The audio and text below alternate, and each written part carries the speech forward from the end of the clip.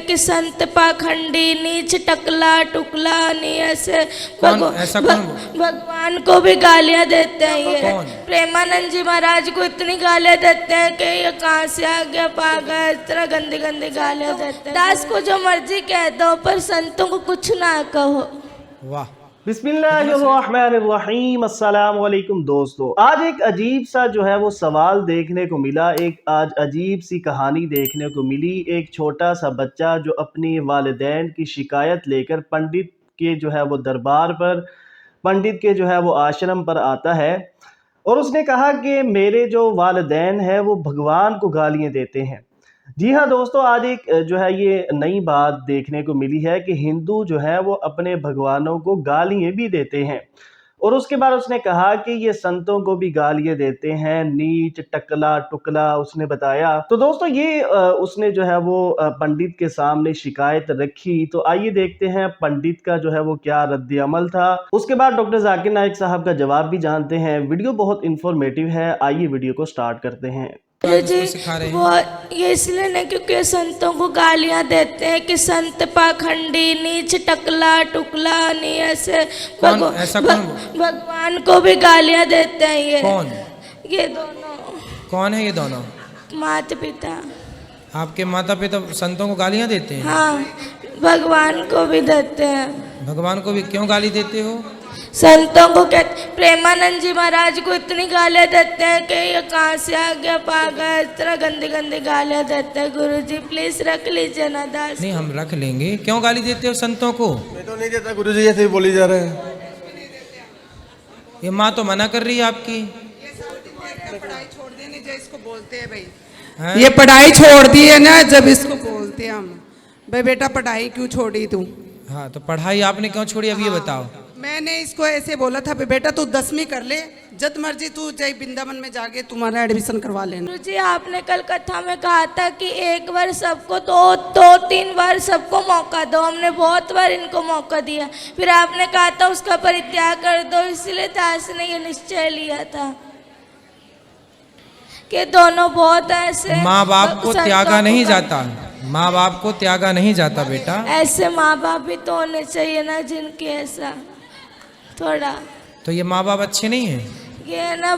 سنتوں کو داس کو جو مرضی کہہ دو پر سنتوں کو کچھ نہ کہو واہ کتنا سریشٹ وچار ہے بچے کا نام پنٹو رجک تھا پیشہ اسٹوڈنٹ ہے ابھی نام ہے طاہر عبداللہ سوال یہ ہے کہ ایک طرف اسلام میں یہ کہا جاتا ہے کہ اپنے والدہ کو مطلب ان کی خدمت کرنا ضروری ہے تو اگر میرے ایمان لانے پہ ان لوگوں کو تکلیف ہے اور میرے ایمان پہ میرے نماز پہ پڑھنے پہ ان لوگوں کو تکلیف ہے تو اس حال میں کیا کیا جائے ایمان پہ مطلب کمزوری آتی جاتی ہے بھائی صاحب نے بہت اچھا سوال پوچھا ہے وہ کہہ رہے تھے کہ وہ پہلے ہندو تھے اب اسلام قبول کیے الحمدللہ میں آپ کو کنگریچولیٹ کرتا ہوں ماشاءاللہ وہ کہہ رہے کہ ابھی اسلام قبول کرنے کے بعد اگر اس کی ماں یا اس کے والدین دونوں اعتراض کرتے نماز کے اوپر تو بھی کیا مجھے اس کی عزت کرنا چاہیے کیا مجھے ان کی خدمت کرنا چاہیے جو بھی میں نے تقریر میں کہا وہ اپنے جگہ پہ بالکل صحیح ہے آپ کو اپنے والدین کی خدمت کرنا چاہیے اف تک نہیں کہنا چاہیے لیکن قرآن مجید میں جو میں آیت کوٹ کیا سورہ لقمان کی سورہ نمبر 31 آیت نمبر 14 میں کہ ہم نے انسانوں سے کہا ہے کہ اپنے والدین سے حسن سلوک کرے اور تمہاری ماں نے تکلیف سے تکلیف کے بعد تمہیں جنا اور 2 سال تک دودھ پلائے اس کے فوراً بعد لکھا ہے لیکن اگر آپ کے والدین آپ کے ساتھ جہاد کرتے ہیں جد و جہد کرتے ہیں آپ کو کسی اور کی عبادت کرنے کے لیے اللہ کے علاوہ یعنی آپ کو شرک کرنے پہ مجبور کرتے تو ان کی بات مت مانو لیکن پھر بھی ان کے ساتھ حسن سلوک کرو تو قرآن میں یہ لکھا ہے کہ آپ کے والدین کی عزت کرو حسن سلوک کرو لیکن اگر وہ اللہ کے خلاف جاتے ہیں یا اللہ کے رسول کے خلاف جاتے اس وقت آپ کو ان کی بات نہیں ماننا چاہیے لیکن پھر بھی حسن سلوک کرنا چاہیے تو وہ اگر بولتے نماز مت پڑھو آپ کو نماز پڑھنا چاہیے لیکن پھر بھی ان کے ساتھ پیار سے پیش آنا چاہیے آپ کا فرض ہے کہ آپ کے والدین کے بھلے وہ مشرک ہے بھلے وہ غیر مسلم ہے پھر بھی آپ کو ان کے ساتھ پیار سے پیش آنا چاہیے یہ فرض ہے آپ کا اگر آپ پیار سے پیش نہیں آئیں گے تو آپ اللہ کے خلاف جائیں گے, اللہ کے رسول کے خلاف. لیکن اگر وہ آپ سے کچھ چیز کہہ رہے ہیں جو شریعت کے خلاف ہے, اللہ اور اللہ کے رسول کے خلاف ہے, تو اس وقت آپ ان کی بات مت مانیے, لیکن پھر بھی ان کے ساتھ پیار سے پیش آئیے اور ان کو دعوت دو. ان کو لگنا چاہیے کہ میرا بیٹا ابھی اسلام قبول کرنے کے بعد اتنا دیالو ہے, زیادہ پیار کر رہا ہے مجھے, بھلے میں ان سے ٹوک رہی ہے پھر بھی پیار کرتا ہے, میری خدمت کرتا ہے, میری دیکھ بھال کرتا ہے. اتنا متاثر ہونا چاہیے کہ وہ بھی اسلام قبول کرنا چاہیے. Hope that answers the question. ہمیں مثال ملتی ہے علامہ اقبال کی والدہ کے بارے میں. ہم جب کتابیں پڑھتے علامہ اقبال کی زندگی کے بارے میں تو پتہ چلتا ہے کہ علامہ اقبال کے والد ایک ایسا پیشہ کرتے تھے جو ربا سے جڑا تھا, جو سود سے جڑا تھا, اور علامہ اقبال کی والدہ اسے بالکل پسند نہیں کرتی تھی. تو جب علامہ اقبال پیدا ہوئے, علامہ اقبال کی والدہ نے اپنے چھاتی کا دودھ, اپنا دودھ اپنے بیٹے کو نہیں پلایا. وہ چاہتی تھی کہ میرے بیٹے کے جسم میں ایک بوند بھی حرام کمائی نہیں جائے. تو علامہ اقبال کی والدہ نے کیا کیا, اپنے زیورات بیچے جو خود کے تھے, الحمدللہ حلال کمائی کے تھے.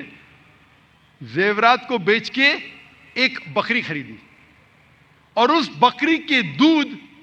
سے پرورش کی علامہ اقبال کی. اور اللہ نے پھر ان کے شوہر کو ہدایت دی اور وہ بھی سیدھے راستے پہ آ گئے. اور پھر اللہ نے ایسا شخص, علامہ اقبال جیسا شخص بنایا.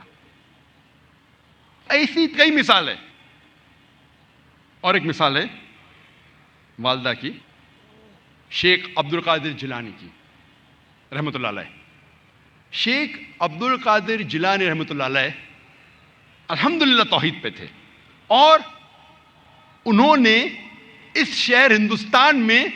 اسلام کا دین پھیلایا. ان کا بڑا ہاتھ ہے اور وہ توحید پہ تھے. اسلام کا صحیح پیغام گھروں تک پہنچایا. اور ان کی والدہ نے شیخ عبد القادر جیلانی رحمۃ اللہ علیہ کو سکھایا تھا کہ بیٹا تو ہمیشہ سچ بولنا, کبھی جھوٹ مت بولنا, چاہے تیرا نقصان ہو چاہے تیری جان جائے.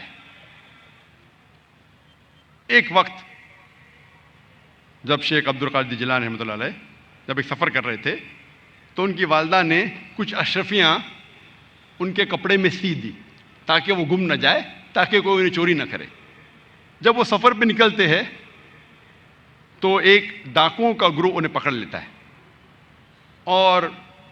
جب جانچ پڑتال کرنے کے بعد کچھ پیسہ نہیں ملتا ہے تو وہ ڈاکو کہتے ہیں شیخ عبد القادر جیلانی رحمۃ اللہ علیہ سے کہ تیرے پاس کچھ پیسے نہیں؟ انہوں نے کہا ہاں ہے, میری ماں نے میرے کپڑوں میں سی لی ہے, اور وہ جگہ دکھاتے ہیں. وہ ڈاکوؤں نے کہا کہ اگر یہ بچہ ہمیں نہیں بتاتا تو ہمیں کبھی یہ اشرفیاں نہیں ملتی ہے. وہ اتنے خوش ہوئے اس بچے کے ایمانداری سے اور پوچھا کہ تم نے ہمیں سچ کیوں کہا؟ تو اس نے کہا کہ میری ماں نے مجھے سکھایا ہے کہ کبھی جھوٹ نہیں بولنا, چاہے میری جان جائے. وہ ڈاکو اتنے خوش ہوئے کہ انہوں نے ڈاکہ ڈالنا چھوڑ دیا. تو دوستو یہ تھی آج کی ویڈیو. امید کرتے ہیں ویڈیو اچھی لگی ہوگی. ایسی ہی انفارمیٹیو اور اسلامک ویڈیوز کے لیے چینل کو سبسکرائب کریں. ملتے ہیں نیکسٹ ویڈیو میں. اللہ حافظ.